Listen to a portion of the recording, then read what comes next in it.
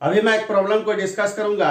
इस प्रॉब्लम को JEE main 2024 में पूछा गया है। देखिए क्वेश्चन आपका क्या है। A block is simply released from the top of an inclined plane as shown in the figure below. देखिए यही हमारा आपका फिगर है। इस फिगर में देखिए क्या है कि top of the inclined plane यानी पॉइंट ओ से एक ब्लॉक को रिलीज किया गया है। इट मीन्स कि यहां पर ब्लॉक का वेलोसिटी आपका क्या होगा, आपका 0 होगा। और देखिए ओ से ए तक जो इंक्लाइंड प्लेन है इसके लिए म्यू का वैल्यू आपका 0 है। इसका मतलब ये आप समझिएगा कि ओ से ए तक जो इंक्लाइंड प्लेन है ये प्लेन का सरफेस आपका क्या है, आपका स्मूथ है, क्योंकि म्यू का वैल्यू आपका 0 दिया हुआ है।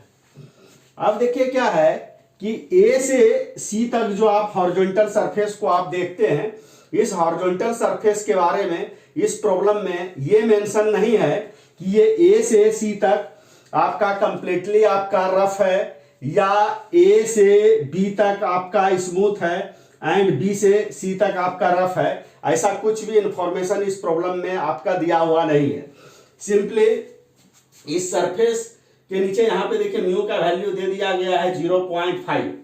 तो अगर इस प्रॉब्लम में अगर आप ये मानते हैं कि ए से सी तक सरफेस आपका रफ है तो उस कंडीशन में ए बी सी डी इस 4 ऑप्शंस में से कोई भी ऑप्शन आपका करेक्ट आपका नहीं होगा।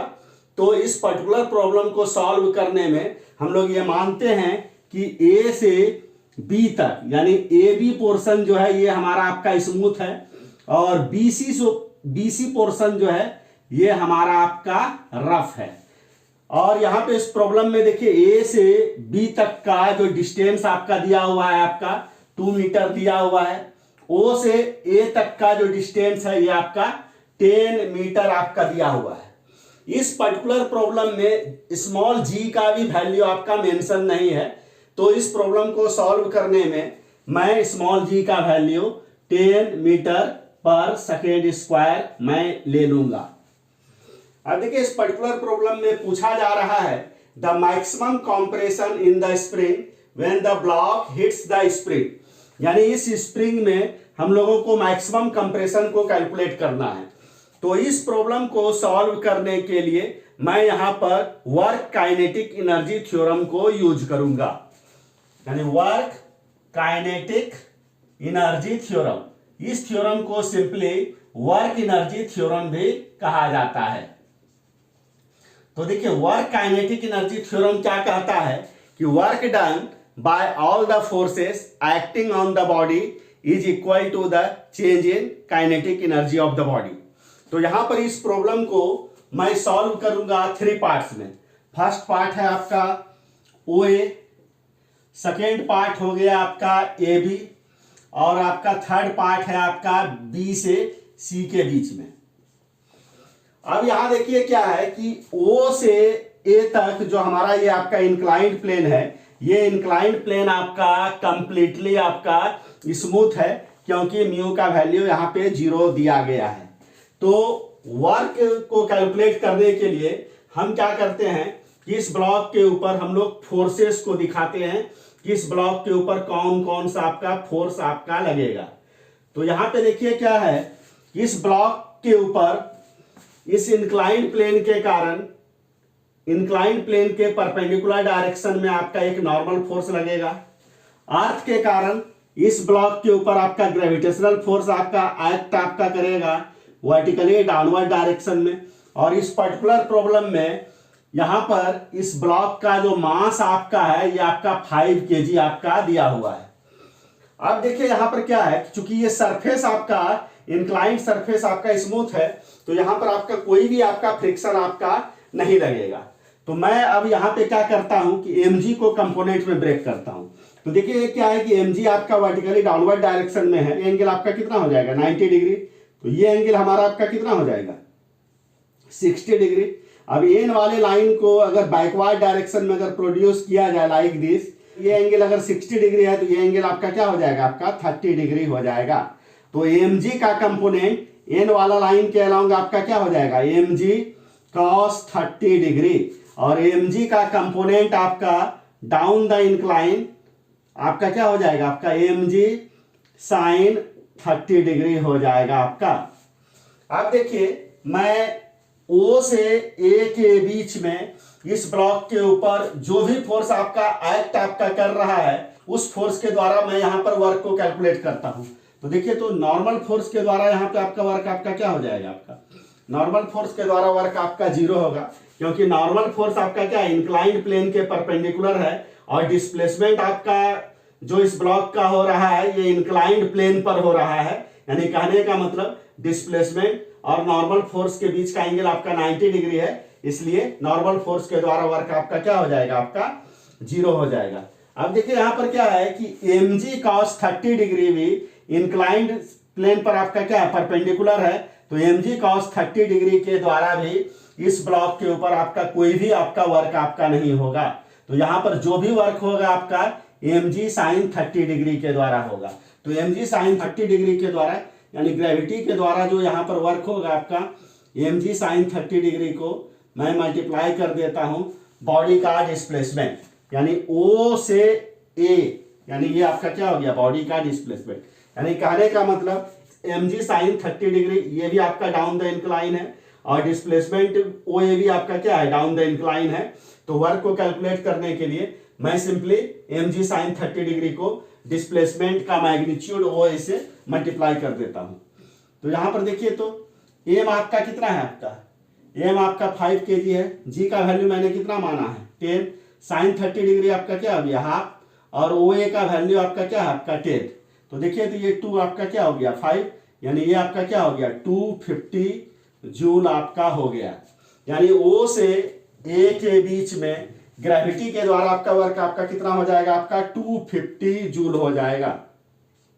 और चूंकि ये आपका सरफेस ये आपका क्या है, आपका स्मूथ है, तो यहाँ पे फ्रिक्शन के द्वारा आपका कोई भी वर्क आपका नहीं होगा। यानी कहने का मतलब फ्रिक्शन के द्वारा वर्क आपका 0 हो गया।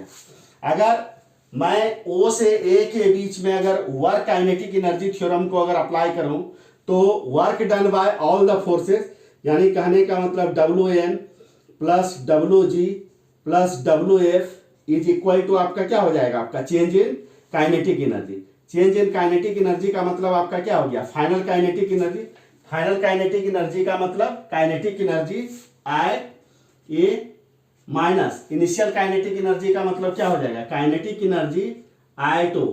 तो यहां पर देखिए क्या है कि WN आपका 0 है, WG आपका क्या है, आपका 250 है, आपका WF आपका क्या है 0 है, K और O पर बॉडी का वेलोसिटी आपका क्या है 0 है, यानी बॉडी का इनिशियल काइनेटिक एनर्जी आपका क्या हो गया 0। तो इस इक्वेशन को सॉल्व करिएगा तो 250 इक्वल टू क्या हो जाएगा K, यानी K इक्वल टू आपका क्या हो गया 250 जूल हो गया। यानी कहने का मतलब ये ब्लॉक जब आपका पॉइंट A पर आपका पहुंचेगा तो इस ब्लॉक के पास आपका कितना काइनेटिक एनर्जी होगा, आपका 250 जूल आपका काइनेटिक एनर्जी होगा आपका। यानी ब्लॉक जब आपका हॉरिजॉन्टल सरफेस पर अराइव करता है तो इस ब्लॉक के पास कितना काइनेटिक एनर्जी होगा, आपका 250 जूल आपका काइनेटिक एनर्जी आपका होगा।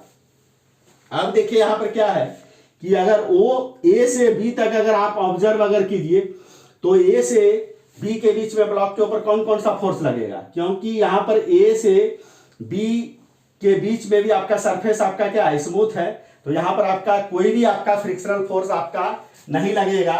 तो इसका मतलब A से B के बीच में फ्रिक्शन के द्वारा वर्क आपका क्या हो जाएगा, आपका 0 हो जाएगा।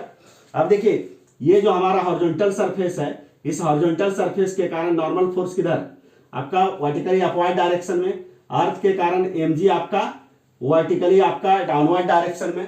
तो यहाँ पे देखिए डिस्प्लेसमेंट आपका इस हॉरिजॉन्टल सरफेस पर हो रहा है और n और mg आपका क्या है वर्टिकल डायरेक्शन में है। तो यहाँ पर n और डिस्प्लेसमेंट के बीच का भी एंगल आपका क्या है 90 डिग्री, mg और डिस्प्लेसमेंट के बीच का भी एंगल आपका क्या है 90 डिग्री। तो यहाँ पर n के द्वारा भी आपका वर्क आपका क्या हो जाएगा, आपका 0 हो जाएगा, और यहाँ पे ग्रेविटी के द्वारा भी वर्क आपका 0 हो जाएगा।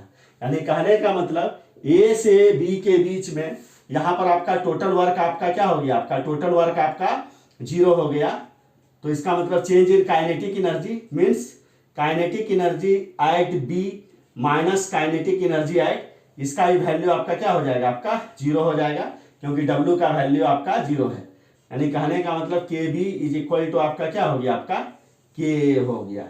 इसका मतलब ब्लॉक जब आपका बी पर जब आपका पहुंचता है, ब्लॉक जब आपका बी पर पहुंचता है, तो इस ब्लॉक के पास आपका काइनेटिक एनर्जी आपका कितना होगा, आपका 250 जूल का आपका काइनेटिक एनर्जी होगा। अब देखिए क्या है कि ब्लॉक के पास जो 250 जूल का काइनेटिक एनर्जी है, इसी काइनेटिक एनर्जी के साथ ये ब्लॉक आपका स्प्रिंग को हिट करेगा। जैसे ही स्प्रिंग को ये आपका हिट करेगा, तो ये स्प्रिंग को क्या है, आपका कंप्रेस करना आपका शुरू करेगा। तो स्प्रिंग आपका जैसे ही कंप्रेस होगा, तो स्प्रिंग के कारण ब्लॉक के ऊपर फोर्स किधर लगेगा, आपका लेफ्ट की तरफ लगेगा, और ब्लॉक आपका मूव किधर कर रहा है, आपका राइट की तरफ। तो ये ब्लॉक आपका क्या होगा, आपका स्लो डाउन होगा, और एक ऐसा पोजीशन आएगा जहां पर कि ब्लॉक का आपका वेलोसिटी आपका जीरो हो जाएगा। तो इसका मतलब यहां पर जो स्प्रिंग का कंप्रेशन होगा, यही आपका क्या हो जाएगा, आपका मैक्सिमम कंप्रेशन हो जाएगा। और इसी मैक्सिमम कंप्रेशन को हम लोग एक्स मान लेते हैं। तो यहां पर देखिए क्या है, इस पोजीशन को मैं यहां पे डी मान लेता हूं। तो देखिए, तो बी से डी के बीच में इस ब्लॉक के ऊपर कौन कौन सा फोर्स लगेगा, बी से डी के बीच में देखिए, तो अगर आप ध्यान से अगर आप ऑब्जर्व कीजिए, तो बी से डी के बीच में नॉर्मल फोर्स आपका वर्टिकली अपवर्ड डायरेक्शन में, और डिस्प्लेसमेंट हॉरिजॉन्टल। तो नॉर्मल फोर्स के द्वारा आपका वर्क आपका क्या हो जाएगा, आपका zero. Gravity vertically downward direction में, डिस्प्लेसमेंट आपका हॉरिजॉन्टल, तो ग्रेविटी के द्वारा भी वर्क आपका क्या हो जाएगा, आपका जीरो हो जाएगा। फ्रिक्शन देखिए, जो इस ब्लॉक के ऊपर जो काइनेटिक फ्रिक्शनल फोर्स आपका एक्ट आपका करेगा बी से डी के बीच में, वो किधर एक्ट करेगा, आपका लेफ्ट की तरफ आपका एक्ट करेगा। और ये काइनेटिक फ्रिक्शनल फोर्स को कैलकुलेट करने का फार्मूला आपका क्या हो जाएगा, म्यू के इंटू एन।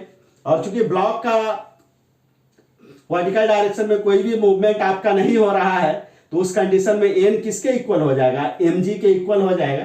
यानी कहने का मतलब म्यू के आपका क्या हो गया, mg हो गया। This is the kinetic frictional force.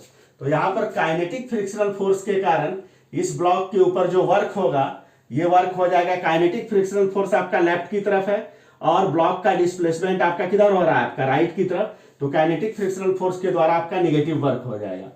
तो काइनेटिक फ्रिक्शनल फोर्स को सिंपली मैं मल्टीप्लाई कर देता हूं डिस्प्लेसमेंट का मैग्नीट्यूड x से।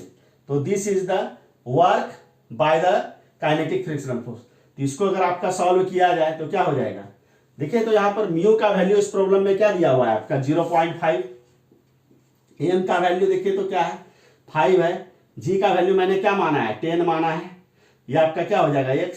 तो इसको अगर आप सॉल्व करिएगा तो क्या हो जाएगा, ये हो जाएगा आपका -25x। This is the work done by the kinetic frictional force. देखिए, इस ब्लॉक के ऊपर स्प्रिंग के कारण भी वर्क होगा, क्योंकि देखिए होगा क्या कि जैसे ही ब्लॉक आपका स्प्रिंग को कंप्रेस करना आपका शुरू करेगा, तो ब्लॉक के ऊपर स्प्रिंग के कारण फोर्स आपका किधर लगेगा, आपका लेफ्ट की तरफ, और ब्लॉक आपका डिस्प्लेस हो रहा है किधर, राइट की तरफ। तो इस कंडीशन में ब्लॉक के ऊपर स्प्रिंग के कारण आपका निगेटिव वर्क होगा, और उस वर्क को मैं यहां पर लिख सकता हूं -12kx²। और इस पर्टिकुलर प्रॉब्लम में k का वैल्यू आपका 100 दिया हुआ है, तो ये आपका हो गया -12 मल्टीप्लाइड बाय 100, आपका क्या हो गया, x²। तो ये हो गया आपका -50x²। अब आप देखिए क्या है कि B से D के बीच में मैं again work kinetic energy theorem को मैं अप्लाई कर देता हूं। तो B से D के बीच में देखिए, तो बॉडी के ऊपर आपका टोटल वर्क आपका कितना हुआ है B से D के बीच में, तो WN प्लस आपका WG plus WF plus WS, ये आपका टोटल वर्क हुआ। और टोटल वर्क किसके इक्वल होगा, आपका चेंज इन काइनेटिक एनर्जी।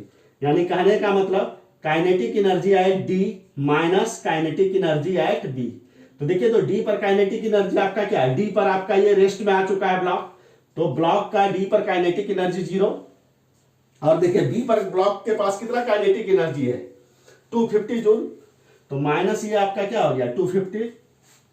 देखिए WN 0, WG 0, WF आपका कितना है, यहां देखिए -25x, और आपका देखिए तो WS यानी work done by the spring कितना है आपका -50x²। तो इसको देखिए, इसको लिखा जा सकता है, इसको हम लोग लिख सकते हैं आपका -25x -50x² minus equal to -250।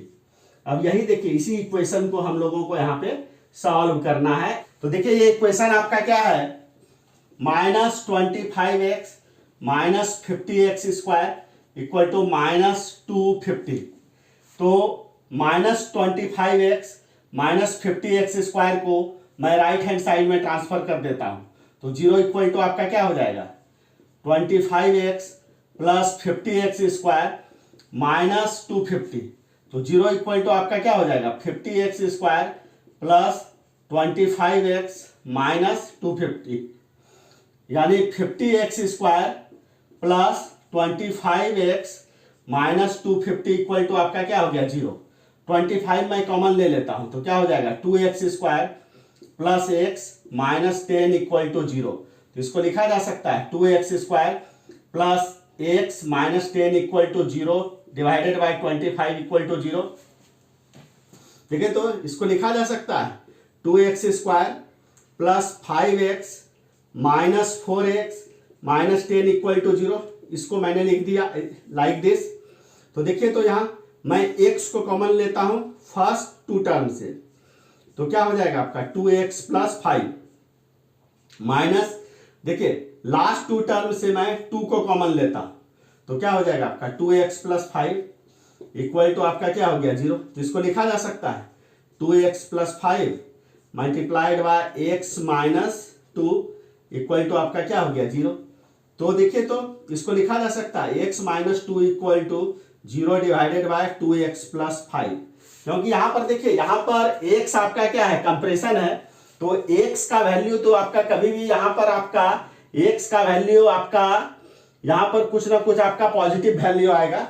इसका मतलब है कि जो डिनोमिनेटर वाला टर्म है ये आपका पॉजिटिव होगा, तो 0 बाय पॉजिटिव इक्वल टू क्या हो जाएगा, 0। यानी कहने का मतलब x माइनस 2 इक्वल टू 0। इसको सॉल्व करिएगा तो x इक्वल टू क्या आ जाएगा आपका 2 मीटर आ जाएगा। तो यहां पर जो करेक्ट आंसर होगा आपका, ये ऑप्शन आपका क्या हो जाएगा, आपका सी हो जाएगा। तो इस प्रकार से इस क्वेश्चन को मैंने सॉल्व कर दिया। अगर इस क्वेश्चन के सॉल्यूशन को समझने में आपको कहीं भी किसी भी ढंग का अगर डाउट आए तो आप कमेंट आप जरूर कीजिएगा।